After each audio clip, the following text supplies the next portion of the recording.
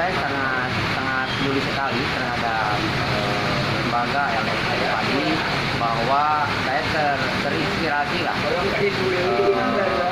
sangat bangga terhadap ada LSM atau dari tokoh yang peduli terhadap lingkungan, apalagi terhadap kerawan banjir yang ada di Panglayungan. Karena itu saya juga sama lah peduli terhadap lingkungan yang ada di Kota Tasikmalaya. Mungkin dari Bapak ada yang disampaikan Pak dari Forum Bungur Sari Bersatu Pak? Oh, kami dari Forum Bungur Sari Bersatu, kami juga ikut mendorong, ikut berjuang bagaimana solusinya ini, masalah Cimulu ini bisa direalisasikan. Kami juga memohon kepada pemerintah supaya secepatnya bahwa aliran banjir di sini supaya terrealisasi Pak pembangunannya, sebab ini kalau agak telat mungkin ini banyak rumah warga yang tergusur oleh curahnya air hujan atau banjir. Nah ini Pak, keterkaitan dengan Bapak tadi menyatakan bahwa ada, kan kalau untuk kerawanan kan bukan hanya aliran air saja Pak, mungkin ada dari pegunungan juga, gimana Pak tanggapannya Pak? Iya. Ini kami dulu dari Bungur Sari, dari hulu, dari Cimulu juga harus dilestarikan. Dalam kesempatan ini juga kami mau mengingatkan kepada pemerintah provinsi bahwa tolonglah adanya galian C yang ada di Bungur Sari itu ditindaklanjuti yang masih ilegal tuh. Jadi alam Bungur Sari menjadi rusak. Jadi kalau dari hulunya itu dibabat habis gunungnya, maka limpahan air ya mau tidak mau terlimpah ke daerah kota dari sini kan gitu. Ini awalnya dari Bungur Sari dikarenakan banyak pengusaha galian C yang tidak memperhatikan lingkungan yang ada di Bungur Sari. Mungkin kepada pemerintah provinsi supaya secepatnya tindak lanjuti lah untuk jangan ada galian C yang ilegal. Mungkin itu saja Pak. Ini mungkin dengan cuaca ekstrim di wilayah Kota Tasik yang setiap hari selalu ada hujan deras, banyak bukan mengakibatkan, tapi banyak yang dikhawatirkan masyarakat yang di bantaran sungai. Karena kenapa? Selalu air yang yang tidak tahu datangnya dari hulu itu seperti apa, tahu-tahu sudah besar. Mungkin itu. Itu gimana Pak?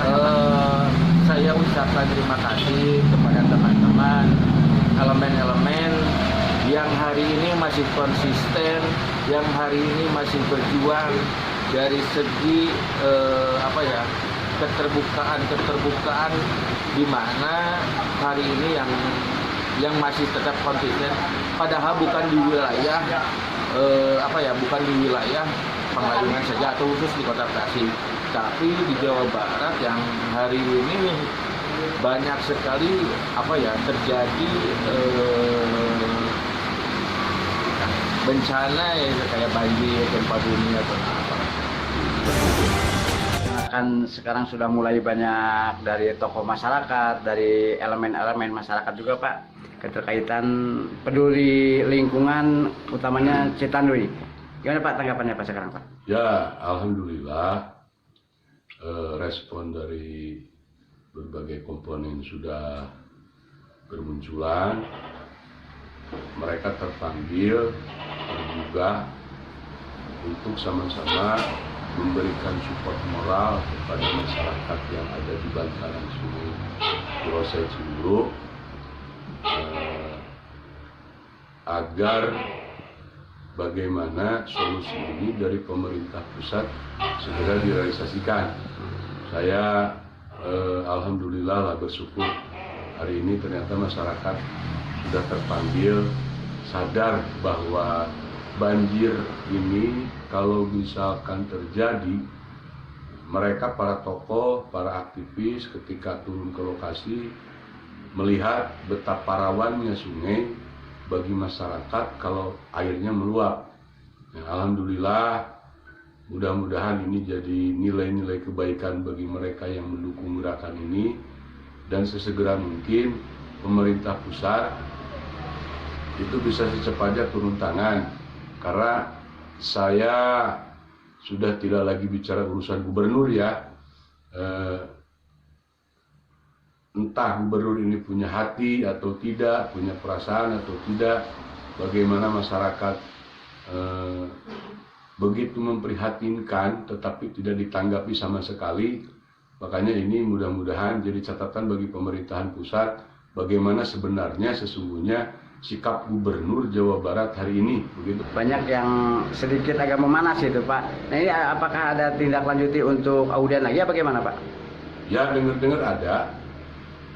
Apakah audien ke provinsi atau ke Kota Tasik? Kita juga lagi menunggu bagaimana sikap PJ Wali Kota Kota Tasik hari ini. Apakah mau secara konsekuen untuk mengundang masyarakat diskusi tentang bagaimana antisipasi banjir, atau hanya lipstik untuk meninabobokan agar gerakan ini terhenti. Tapi bagi kita tidak ada panggilan dari wali kota untuk melakukan audien dalam mencari solusi. Bagi kita gerakan ini akan terus, sebab wali kota tidak punya kemampuan apa-apa, apalagi dalam urusan anggaran ya, tidak punya kemampuan untuk mengelola sungai ini secara finansial atau anggaran, karena satu teritorialnya bukan teritorial, satu posisinya ini kebijakan pusat, kedua dananya juga cukup besar gitu kan. Nah ini kan mungkin ada hulunya ya Pak ya. Nah terkaitan dengan gunung-gunung sekarang sudah mulai habis. Nah ini gimana tanggapan dari Pak sendiri? Saya tidak tahu mereka diskusi dan ternyata itu masuk akal juga. Jadi begini logikanya, berapapun anggaran yang akan dikeluarkan oleh pemerintah pusat untuk mengeruk sungai yang dangkal karena lumpurnya begitu banyak, kalau hulunya tidak segera diantisipasi, karena kan banyak reklamasi ya di Galunggung, terus di tempat-tempat lain sudah mulai pohon-pohonnya, kebun-kebunnya sudah hampir habis. Ini logikanya masuk. Ketika hujan di hulu, akibatnya kan banjir di hilir. Nah kalau hulunya ini tidak segera dibenahi, lebih meluas Pak. Kalau misalkan sekarang hulu ada perkebunan, hulu ada kehutanan. Nah ini kan melibatkan berbagai macam bidang. Kementerian Kehutanan, Perkebunan, ada perhutani di situ. Nah ketika memang ini semakin melebar, dan tidak bisa dipungkiri bahwa hulu yang ada di wilayah sungai sekarang itu melibatkan dua daerah.